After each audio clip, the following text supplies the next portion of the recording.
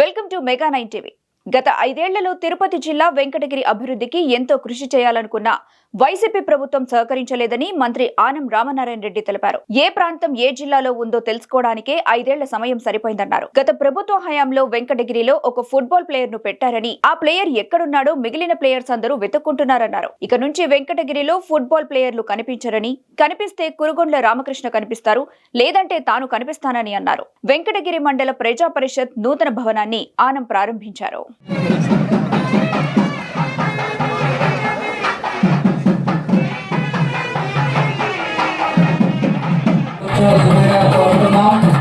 కాసేపట్లో ఈ ప్రారంభోత్సవ కార్యక్రమాన్ని మనం ప్రకటించవచ్చు. దయచేసి అందరూ కూర్చోవలసిందిగా కోరుతున్నాం.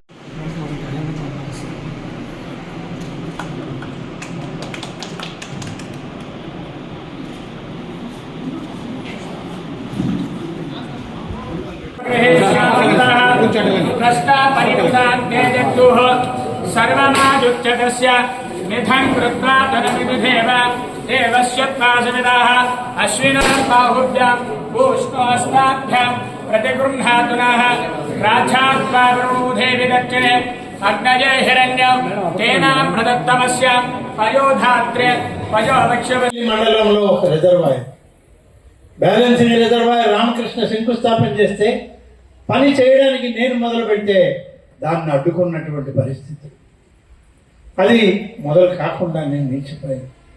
ఇవాళ మొదలు పెట్టాలి అంటే ఆనాడు 500 కోట్ల రూపాయలతో పూర్తయ్యే రిజర్వాయర్ ఇవాళ 1000 కోట్ల రూపాయలకు పైన ఖర్చు చేయాల్సిన దుస్థితి. నిధులు లేనటువంటి రాష్ట్రం మంది. నిధులు కావాలని అడిగితే ఇచ్చేటువంటి వాళ్ళు ఎక్కడున్నారని ఎత్తుక్కుంటున్నాం మనం. ఇవాళ గౌరవ ముఖ్యమంత్రి చంద్రబాబు నాయుడు గారు ముఖ్యమంత్రిగా నిరంతరం తను పడే తపన చూస్తే నిజంగా ఇటువంటి ముఖ్యమంత్రి మరొక రాష్ట్రానికి మరొక సందర్భంలో దొరుకుతారా అనే పరిస్థితి ఏర్పడింది.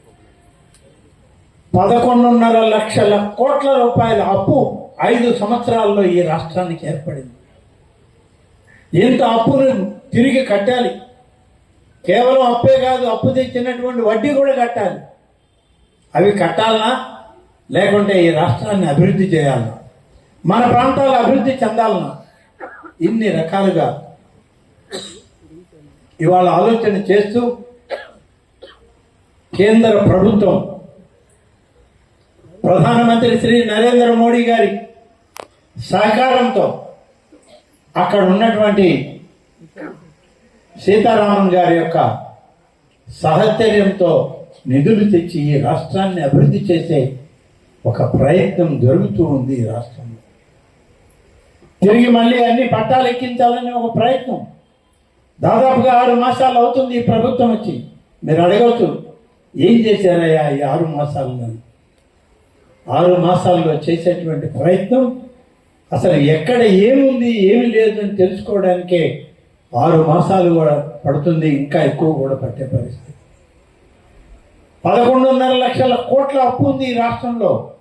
5 సంవత్సరాల్లో గత ప్రభుత్వం చేసినటువంటి ఒక దుర్మార్గపు పరిపాలన ఆ విధంగా ఈ రాష్ట్రాన్ని ఒక పక్కకి తీసుకెళ్ళిపోయింది. చెప్పకుండా తీరేది కాదు ఇది. కానీ ఇవాళ అట్లనే అభివృద్ధికి వెనకడుగు వేయడం లేదు. అన్నీ చేయాలనే తపన ఉంది ఈ ప్రభుత్వాన్ని. చెప్పిన ప్రతి ఒక్కటి నెరవేర్చుకునేటువంటి ఆలోచనలు చేస్తూ ఉన్నాం. ఒక్క పంచాయతీ రాజులో ఇక్కడ ఉన్నటువంటి సర్పంచులు ఉన్నారు, ఎంపీటీసీ సభ్యులు ఉన్నారు. మీ డబ్బు కూడా దారి మళ్లించిన పరిస్థితులు గత ప్రభుత్వంలో ఉన్నాయా లేవా ఒక్కసారి మీరు ఆలోచించాలి. మీకు ప్రభుత్వం ఇస్తే 15వ ఆర్థిక సంఘం, 14వ ఆర్థిక సంఘం జనరల్ ఫండ్స్లో మీకు డబ్బు వస్తే కరెంటు బకాయిలు కట్టాలని విజయవాడలో ఉన్నటువంటి ప్రభుత్వం అక్కడనే తీసేసుకుంది, కానీ మీ దాకా డబ్బు రానివ్వలేదు. మీరు వచ్చినటువంటి 3 సంవత్సరాల్లో 2 సంవత్సరాల్లో మీ డబ్బే ఈ రాష్ట్ర ప్రభుత్వం వాడుకుంది, కానీ మీరు మీ ఊర్లో తట్టడు మట్టి వేయాలన్నా, ఒక కొళాయి రిపేర్ చేయాలన్నా, ఒక పంపు సెట్ మళ్ళీ మీకు మెకానిక్ని పిలవాలన్నా, ఒక మోటార్ చెడిపోతే రీవైండింగ్ చేయాలన్నా మీ దగ్గర నిధులు లేవు. మండలం కూడా అదే పరిస్థితిలో ఉన్నది. ఇన్ని రకాలుగా ఉన్న దాన్ని ఇవాళ అధ్యయనం చేసి కేంద్ర ప్రభుత్వం నుంచి వచ్చేటువంటి ప్రతి పైసా గ్రామ సర్పంచులకే చెందాలి, ఎంపీటీసీలకి ఎంపీపీలకే చెందాలి అని చెప్పి ఇవాళ మన ప్రభుత్వం తిరిగి మీ అకౌంట్లలో డబ్బులు జమ చేస్తున్న విషయాన్ని గమనించండి అని చెప్పి నేను గ్రామ సర్పంచుల్ని ఎంపీటీసీలని అందరినీ కోరుతా ఉన్నాను. స్థానిక సమస్యలకు వచ్చిన డబ్బు మీకే ఇస్తాం, మీరే అభివృద్ధి చేయండి, మీరే ఖర్చు పెట్టండి. గత ప్రభుత్వం చేసిన మాదిరిగా ఇవాళ మన ముఖ్యమంత్రి చేసేటువంటి పరిస్థితి లేదు. ఆలోచన కలిగిన ముఖ్యమంత్రి, పని చేయాలనే తపన ఉన్నటువంటి ఉప ముఖ్యమంత్రి పవన్ కళ్యాణ్ గారు ఇవాళ మన రాష్ట్రంలో మనకు ఉన్నారు. కాబట్టి వచ్చేటువంటి మీ అకౌంట్లకు వచ్చే డబ్బు మీ గ్రామాల్లో ఏం అభివృద్ధి చేయాలో స్థానిక శాసనసభ్యులతో కూడా కలిసి మాట్లాడుకొని అందరూ ఒక్కటై పని చేయండి అని చెప్పి నేను చెప్పడం జరిగింది. మళ్ళీ చెప్తున్నాను, మీకు ప్రభుత్వం ఇవాళ చంద్రబాబు నాయుడు గారి నాయకత్వంలో ఉప ముఖ్యమంత్రిగా పవన్ కళ్యాణ్ గారి సాహచర్యంతో కేంద్రంలో ఉన్నటువంటి ప్రధానమంత్రి గారి ఆశీస్సులతో ఆంధ్రప్రదేశ్లో ప్రభుత్వం నడుస్తూ ఉంది. ఎక్కడ కూడా తప్పు జరగనివ్వరు, జరగదు కూడా. అందుకనే ఈ ప్రభుత్వంలో ఉన్నది మీ శాసనసభ్యులుగా మేమందరం పార్టీల గురించో మరొక వర్గాల గురించో ఆలోచన చేయొద్దు. అందరూ ఏకం కండి. వెంకటగిరి నియోజకవర్గంలో ఉన్నటువంటి ప్రతి ఒక్కరికి నేను నివేదించేది ఇదే. మొన్న జడ్పీలో చెప్పా, ఇవాళ కూడా చెప్తున్నా, అందరూ సహకరించండి, మీ ఎమ్మెల్యేకి సహకరించండి, ఎమ్మెల్యేతో కలిసి పనిచేయండి. ఇంకా నిధులు కావాలంటే రాష్ట్ర ప్రభుత్వం నుంచి నిధులు తెచ్చుకోవడానికి ఎమ్మెల్యే గారి కృషి చాలా అవసరం ఇక్కడ అని చెప్పి మీకు మనవి చేస్తున్నాం.